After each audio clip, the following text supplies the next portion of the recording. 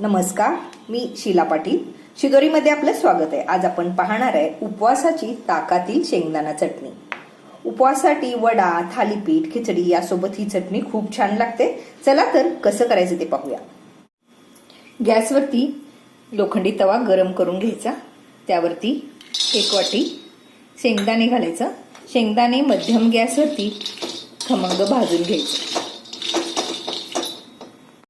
शेंगदाणे मध्यम गॅसवरती भाजल्यानंतर गॅस बंद करायचा आणि हे शेंगदाणे थंड करून घ्यायचं. खूप करपट भाजायचं नाही, नाहीतर चटणी कडवट लागते.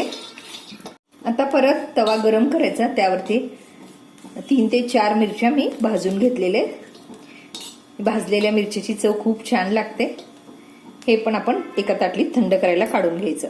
झालेले शेंगदाणे मिक्सरच्या भांड्यात घालून बारीक पावडर करून घ्यायची. भाजून घेतलेली मिरची आणि जिरं खलबत्त्यात वाटून घ्यायचं. हे मिक्सरला वाटून घेतलं तरी चालतं, पण कमी प्रमाणात असल्यामुळे मी खलबत्त्यात वाटून घेतेय. आता गॅसवरती एक कढई ठेवायची. त्यामध्ये पाऊण पेला पाणी तापवायला ठेवायचं. पाण्याला छानशी उकळी येऊ द्यायचं. त्यामध्ये हे ठेचून घेतलेली मिरची आणि थोडंसं आलं किसून घालायचं, म्हणजे आल्याची चव पण खूप छान लागते. पाण्याला छानसं उकळी येऊ द्यायचं. पाण्याला उकळी येत असताना त्यामध्ये चवीनुसार मीठ आणि साखर घालायचं. पाण्याला आता उकळी आली. त्यामध्ये आपण हे शेंगदाण्याचं कूट घालायचं. मंद आचेवर हे छानसं शिजू द्यायचं. या पद्धतीने हे मिश्रण थोडंसं घट्ट झाल्यावर गॅस बंद करायचा आणि हे मिश्रण पूर्ण थंड होऊ द्यायचं.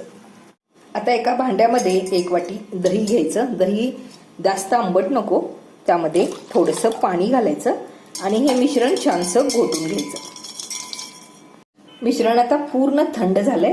थंड झाल्यानंतरच त्यामध्ये ताक घालायचं. कोथिंबीर घालायचं. कोथिंबीर जर तुम्हाला उपवासाला चालत नसेल तर नका घालू.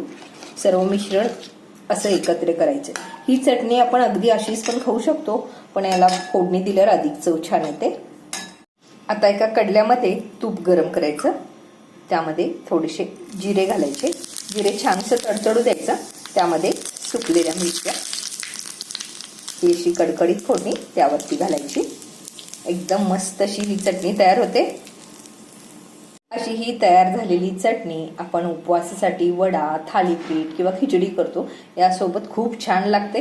एकदा या पद्धतीनं करून पहा आणि त्याच्या प्रतिक्रिया द्यायला विसरू नका. रेसिपी आवडली तर लाईक, शेअर, कमेंट करा आणि अजून तुम्ही शिदोरी या चॅनेलला सबस्क्राईब केला नसाल तर प्लीज सबस्क्राईब करा.